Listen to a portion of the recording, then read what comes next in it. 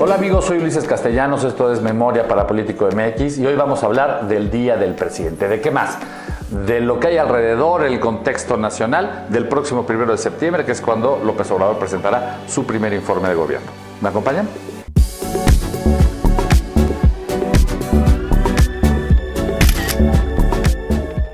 Es en la Constitución de 1824 cuando se establece, digamos, el primer precedente de lo que era un informe. En ese entonces solo se le pedía a los secretarios de Estado que informaran cómo estaba la situación en sus respectivas secretarías. No se le exigía al presidente nada. Fue más adelante cuando se empezó a colocar en la Constitución hacia 1857. Pero el primer presidente que da un informe es el general Guadalupe Victoria, el 1 de enero de 1825. Es el primer informe del que se tiene registro. Después vendría Porfirio Díaz y ¿qué creen? Porfirio Díaz se aventó 61 informes de gobierno. 61. Más informes de gobierno que los años que gobernó.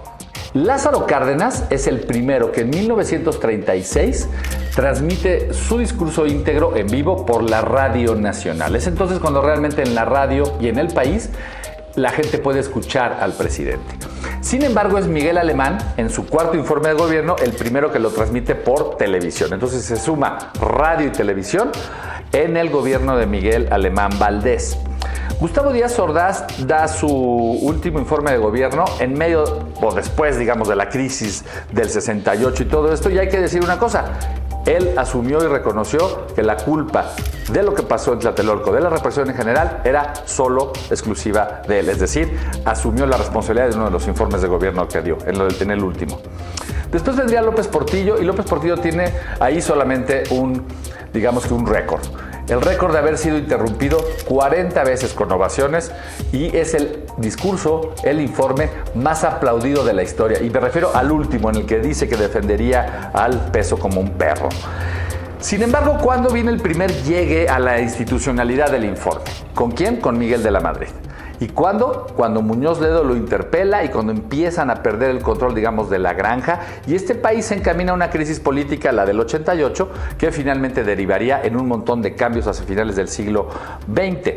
Salinas recuperaría un poco el control del informe, pero se tendría que acostumbrar a que cada vez que había un informe, la oposición saldría con mantas, con caras de cerdo y no sé qué tanto. Cedillo fue muy soso, de ese me aventé varios informes y la verdad es que era muy aburrido. En la revista Proceso lo poníamos cada vez más pequeñito, la portada en rojo y decíamos, se esfuma Cedillo. Sin embargo, donde ya se vendría a acabar toda esta fiesta fue precisamente con Fox. Sus informes fueron cada vez más difíciles a pesar de la transición, a pesar de la efímera luna de miel que se vivió en este país con el tema de la transición. Fox empezó a descarrilar el país, a perderle seriedad a todo y finalmente el último informe no lo pudo dar porque simple y sencillamente la oposición no lo dejó. En 2006 no pudo dar su informe y terminó entregando pues un compendio, un resumen allá afuera en el lobby de San Lázaro y digamos que desde ahí se trastocó por completo el día del presidente. Ya se había quitado que fuera día de asueto, todavía a mi generación le tocó descansar los 1 de septiembre donde en la televisión, en cadena nacional veías los informes o simplemente te ibas al parque a jugar. Calderón no pudo presentar sus informes, intentó hacer su primer informe de gobierno, pero fue un desastre, no lo dejaron hablar, estuvo unos minutos en tribuna y terminó pues ofreciendo un mensaje digamos inconexo y al final entregando también un respectivo resumen. Enrique Peña Nieto ya no lo intentó. Peña Nieto lo que hizo fue más bien instaurar un día después para hacer un mensaje nacional y el secretario de Gobernación en turno entregaba el informe, el compendio, a la Cámara de Diputados. Es así como llegamos finalmente hasta este informe en el que todo indica que el presidente López Obrador hará más o menos lo propio, entregará un informe y después dará un mensaje a la nación seguramente en el Zócalo o en Palacio, por allí. Unos datos curiosos antes de terminar. La diputada veracruzana Luz María Zaleta fue la primera mujer en contestar un informe. Fue en 1966 y respondió el segundo informe de Gustavo Díaz Ordaz. Sin embargo, aquí hay un dato maravilloso.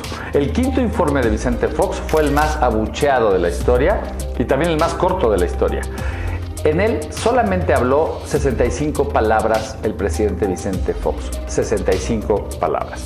Calderón, ya lo dije, no pudo nunca hablar frente al Congreso y Peña Nieto no lo intentó más. Así las cosas, este 1 de septiembre estaremos atentos a este bonito ritual del Día del Presidente, que más bien se estaba convirtiendo en el día contra el presidente, y es finalmente el día del Congreso, el día de rendición de cuentas de una democracia como la mexicana, como la nuestra.